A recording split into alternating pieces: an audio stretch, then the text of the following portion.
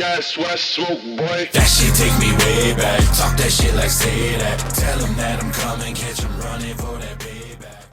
Yeah, I'm good. I was saying to add me, and I was saying Brian chill. Like I don't want Brian to leave. Scott, you're gonna hate me again. What did you do? What You now? no. You remember the whole algorithm combo, and I made you question everything you're doing. Yeah. I'm gonna fuck your whole life up to show you how you fucked your life up when you was in high school. Go ahead, Dino. All right, go on. My wife's listening, so if this is vulgar, keep it at a minimum. Vulgar. I don't know where you're going with it. So Whoa. Okay. I what's mean, up? Scott, you never really told me any of that. No, because so like you don't just rap with Crooked Eyes, Joe Buttons, and all these guys right off rip and get good. It takes maximum effort, Right. right? Like you got to get better at it, Right. at the whole rapping thing. And how you learn that level of discipline is putting maximum effort in other things. Part of what made me a rapper was my coaches pushing me to the limit and me to a level I didn't think I could be.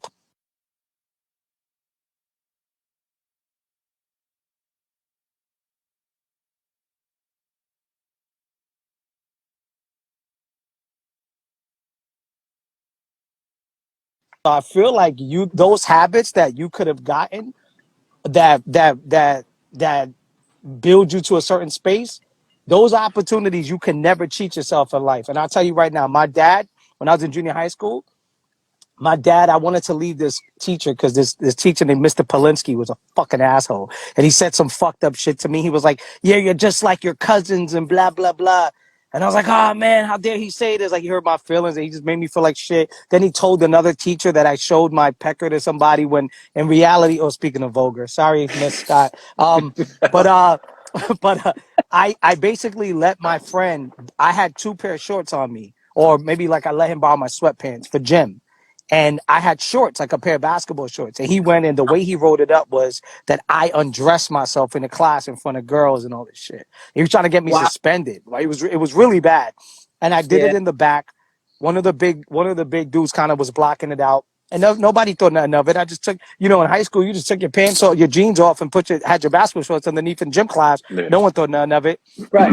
And I did it in the back of the class so my boy wouldn't fail gym. So I said, oh, I got you. And I gave him my sweatpants, I believe it was. And I had basketball shorts underneath. And he went and created a whole nother story. Well, I told my dad, I said, man, I really want to get transferred, yada, yada. And my dad was like, well, I could get you out of there. He's a fucking asshole. But here's the thing. You'll always find Mr. Polinsky's in your life. And I was like, no, I won't. That's No, true. I'm all, this is the last year of my life. But you guys get what he was saying. Yep. He's like, nah, he could be your father-in-law.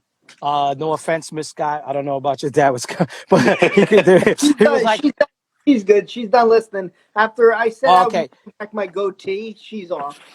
okay. He said it could be your father-in-law, it could be your boss, it could be your landlord. That guy's always gonna follow you. So if I was you, I would stick it out so you could have at least a way to condition yourself so you can have this. And I didn't know what the fuck he meant, but I ended up telling my baseball coach, and my baseball coach was like, he's right. He's right. That So shit I is will so say that, wise. That is so wise. yeah, my dad was dropping them jewels. Well, you know what? You blew it, bro. I have no regrets. You blew it. You could have been rapping on Slaughterhouse with me if you just put maximum effort in other levels in life. You blew it, bro. You a half-assed rapper because you half-assed everything.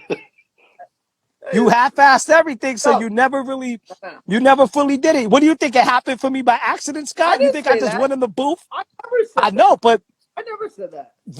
running those extra suicides, bro, that's what got me in the booth. Bro, You know what I mean? You learn shit. Nino, the first time That's we true. talked, almost probably 2 years ago at this point, what did I say to you? Off the like me and Brian got lazy and we didn't know what the fuck we were doing. I admitted you. And you even said back to me, wow, I'm impressed. Like we said that. Like I agree with that. I know that. That's my biggest regret is stopping Yeah, 10 but years ago. It really is. yeah, yeah, but what I'm saying is your laziness was you nurtured your own laziness. You're probably You right. never really fully got out of it. Yeah, that's what I'm saying. I'm not saying you got lazy. You had lazy habits because they were because you never challenge yourself. That's true. Yeah, you're not And if you're not challenging wrong. yourself, then you're just nurturing that I that can't argue weakness. that. I mean, it is what it is. I Yeah. mean, you're So spitting you could have facts been here, somebody, man. bro. I heard I do two machines, and I'm like, yeah, I'm out. It's like me at the gym. I'm like, I'm good. Then I just go take a shit because I'm embarrassed that I came in so quick and left so quick, and I'm worried the person at the front desk is gonna talk shit about me. So like, I make sure I'm there. I make sure I'm there at least 30 minutes. I don't know why you sound so proud of this. I just think it's clever. It's pretty clever. I don't know. You Nino, glorifying your laziness. you said you were swamped on Saturdays. What errands did you have to run? What are you getting No, at no, no. Whole Foods? I just finished in the studio. Um, What'd you work on today? I got a song with 360 from Australia, Mickey Fax, Graph, Crooked Eye, and I just laid a verse down for it. Nice. I love 360. That's I my love man. his music, actually. That's my man. We're doing a whole project together. Shout Yeah, out to him. one of the better battlers in that era. He's one of the better battlers in that era that doesn't really get a lot of like credit today. But he was great He in that makes era. great music. He makes Yeah, great music too. yeah. Shout out to him. His boy, what was it? Boys Like You went like #1 or some shit. I think he was on the Rolling Stone. He was on some magazine a little while back. He was on the cover of Rolling Stones, Nice. which Right? I Yeah, could have correct. I been was had I always a been on fan of him. Slaughterhouse, Just man. um, Yeah, shout yeah, out to him. good dude. Did you get my text where Crooked that one interview? Crooked was giving you props. Yeah, but I You Cook's probably my got a bunch. man, so I expect it. That's my boy, you know. Did you Dude, listen to fucking how the album they put out? Say that one more time, guys. Did you listen did to the you listen album to they put that? out? Not the whole thing, half of it. What do you Yeah, think so it was, far? Um,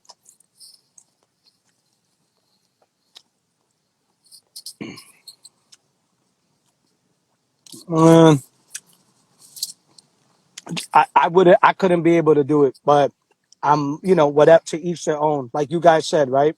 Hmm. Whoever wants yeah, to create from their standpoint, like Yeah. let them create. I just know, like by track 10, I wouldn't be like, "Hey Scott, why you ain't hit me? Hey Brian, what happened, man? I thought you was with me. Hey Yeah, guys, yeah, why?" Nah, I couldn't do. But by track 3, I'd be done with that shit. I'd be cursing you guys out by then. yeah. It would have been interesting if they went through kind of like stages of grief in a way, like if they used that concept, like you know how you move through different stages of grief, like Right? acceptance, loss, anger, all that stuff.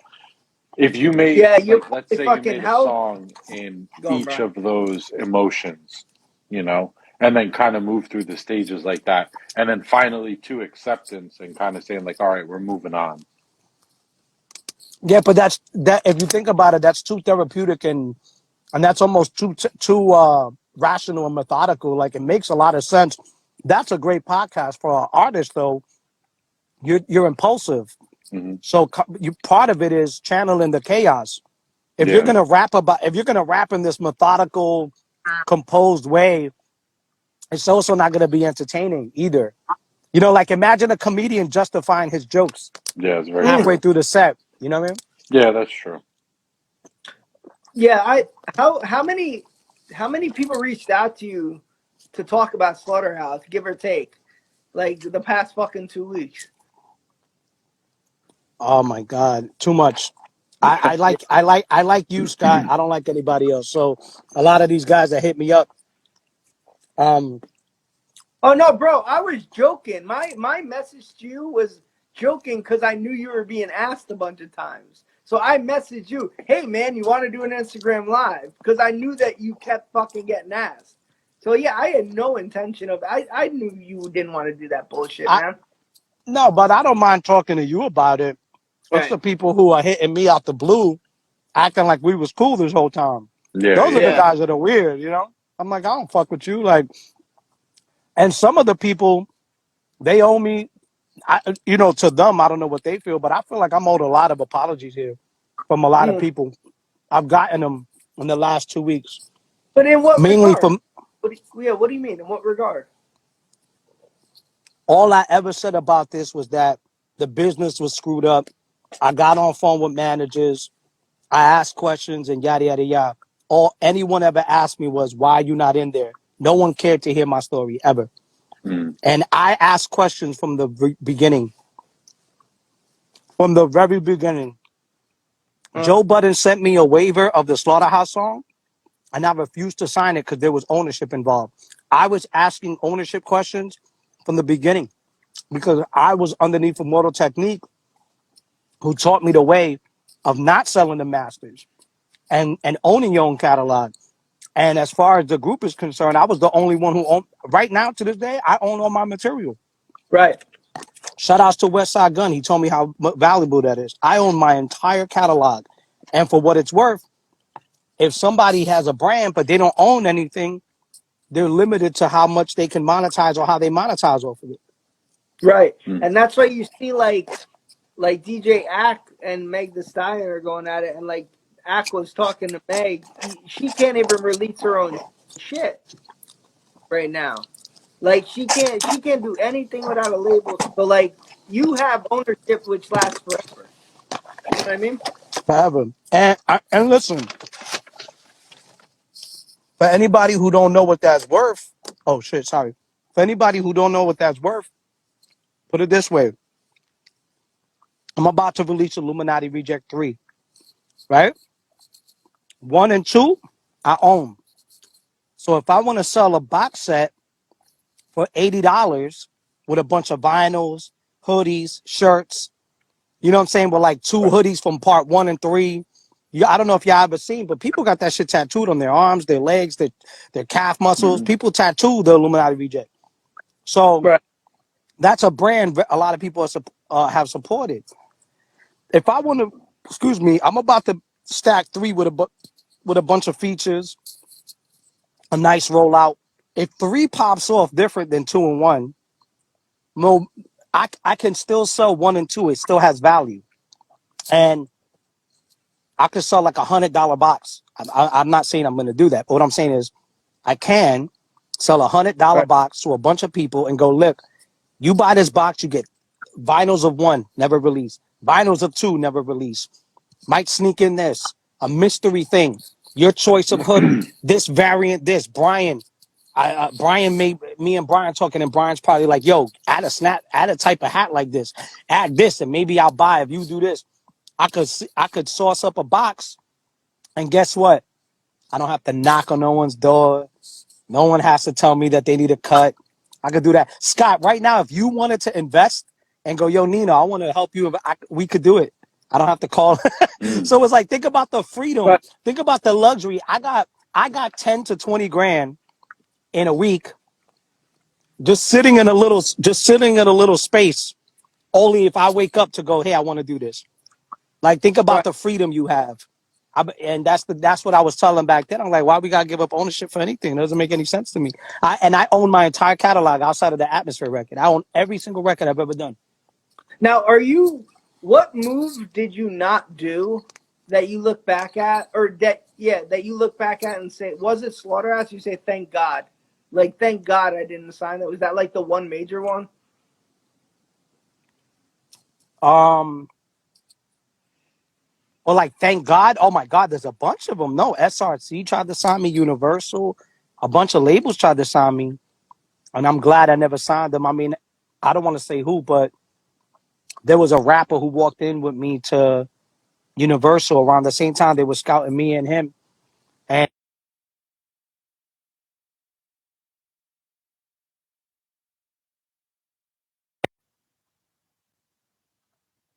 but to be fair, I still look back and I wish you can if Joe wasn't as involved as he, like, I still wish that there's a way that could have came together in a healthy way. It's just very hard because back then even I was like, this is not going to be healthy. But I didn't mean to make it about this thing. My bad. I didn't mean to talk about this. No, You guys were having fine, a man. really good convo about creativity and stuff, and I was into that. No, honestly, like, because what's weird is I love hearing about it because for me personally, when Slaughterhouse came out, Crooked, Joe, and Royce were three of my favorite rappers. So I honestly didn't like know too much of Joel's stuff or your stuff at the time. So Mhm. like when them three made a group, I was like, this is fucking amazing. So like I like hearing any stories about it because like Crooked said on the Bootleg Camp podcast, like the fans were just waiting. They were just waiting Yeah. for so Mhm. long, you know. And it's to hear any background of it. It's not even like I don't even want to take sides as a fan, and I don't think any of the fans want to take sides. They just want, like, if it makes sense, closure as They fans. You know just what I want the mean? So, music. They just want the music to come out. right, That's all that it is.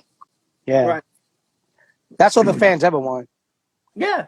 And I know there's more backdoor shit to it, and but I think you've been real cordial and real cool because I've seen you tweet about it a bunch, and you're never even taking sides on it. You give Budden his props, you give Crooked his props because like they were all good to you. So like Oh, you're let I real. me. think go ahead, I Brian. never. Yo, I never think of this when we're talking to him. Nino, I want to ask you this. Just because, like, me and Scott have been like big Royce the 5'9" fans for like a long ass time, right? Real long. Just scary Bro, movies and in scary the movies. past, I feel like in the past 2 years, he has changed so much.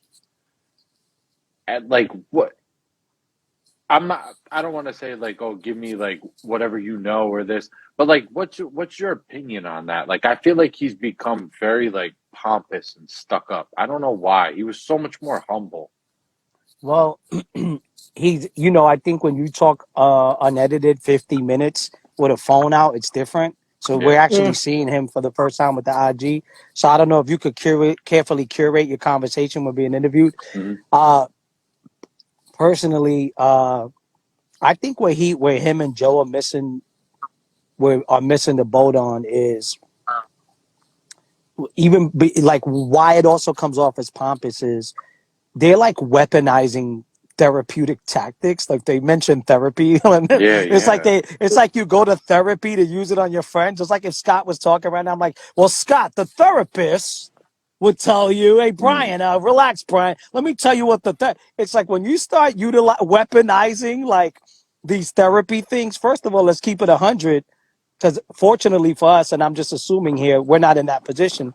There are people who don't have the resources to go to therapy. Yeah. So and are feel like it's because of their community and because of where they come from, feel some shame attached to even thinking about it.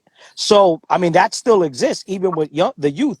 So now you're kind of like going, I go to therapy. So you have those people that are like feel resentful for not having those resources and have to hear about these therapy tactics, and then it's being weaponized. It comes off a little weird. So I really don't know, to be honest with you, because most of the people I know have a close relationship with Royce. Hmm. Everybody has their own relationship with him. Personally, Royce has never done anything wrong with me, but I think that if you hold your phone and you like how we're talking now, no editing, and you just put this up, people get to see the real people. Like Hmm. Scott, Brian, like you guys for an hour, you're drinking. Eventually, like you can't edit yourself. You're gonna the real Scott's gonna come out. The real That's Brian's gonna true. come Yeah, that's out. true. One way or another. You go back to one of and I bet you guys look at your life like, fuck, that's too much of what I wanted to show. Like, I don't want to show that side of me or when I'm pissed or when I'm angry. So it's like these things are like not carefully curated, very unedited.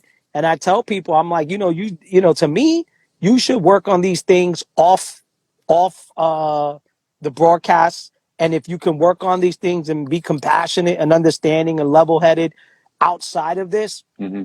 it trickles into this shit where you don't come off so elitist or whatever. And to me also too, somebody tells me, yo, Nino, I watch you live. You came off like an elitist. I'll never argue them because that's their interpretation of however I was Yeah, acting. You yeah, know what I mean? Yeah. yeah. And if anything, that makes me want to check myself. Yeah. I know what you're saying. I guess I'm also saying that like, yeah, just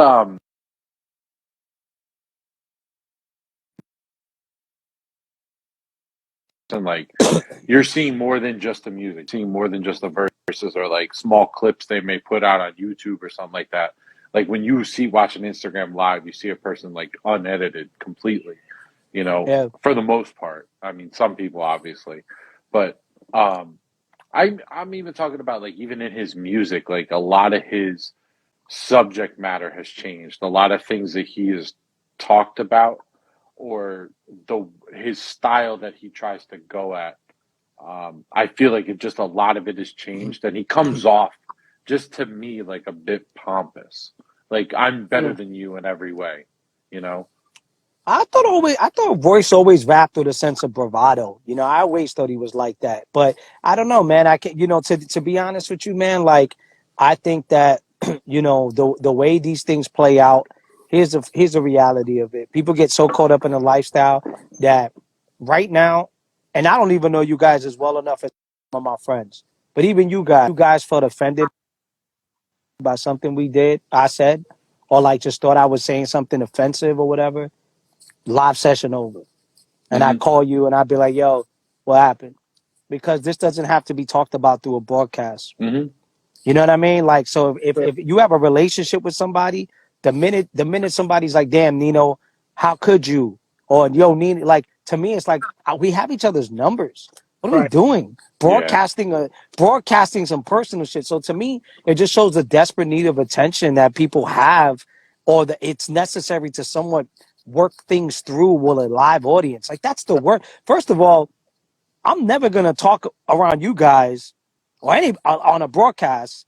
It's gonna be different if I'm in a room with you guys than it is here. Right. And if people are watching, I'll be like, Brian, how dare you? I'm Nino Bless, But in a room, there's a level of respect that it's like I can't be over you. But on a live with an audience, Yeah. you could sort of use the audience awareness to your advantage as an argument. Yeah. And it's like I just don't understand why people are having these broadcasted level of contention. It's weird to me. I can't do it. There's not a person I could ever talk to online. If I have their number, especially, I'm like, yo, bro, what are we doing here? Let's just Yeah. That's talk. why it was So, so awesome. I mean, to see Joel hop on with them too, and Joel even said, "I don't even do this stuff. Like, you have my number." Like, you saw his Mm-hmm. uncomfortability factor. You know what I mean? And like, obviously, I don't know any of you. You know him, but I think it was you were the one who called, who told. I never knew that aspect of it. So, like, Slaughterhouse essentially would have never existed if you hadn't told Budden about Crooked. I never knew that. well, even after the song, there was a lot of issues within the shit, and Crooked didn't want to be in the group if I wasn't in it. And I'm the Mm, one that told Crooked ahead and do it. I said that on a record one time. But yeah, Crooked was like, if you're not in it, I'm not in it. Crooked told me that off rip. I didn't know That's a that. true story. I said that on a song.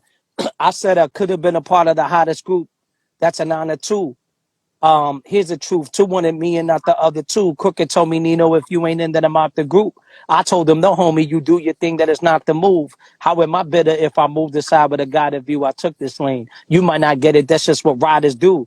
So be glad that you ain't me, because I would cry for you. Since you apply how you would feel for me, now look what I could do. Like to the fans that'll be like, oh, he's sad. Oh, no.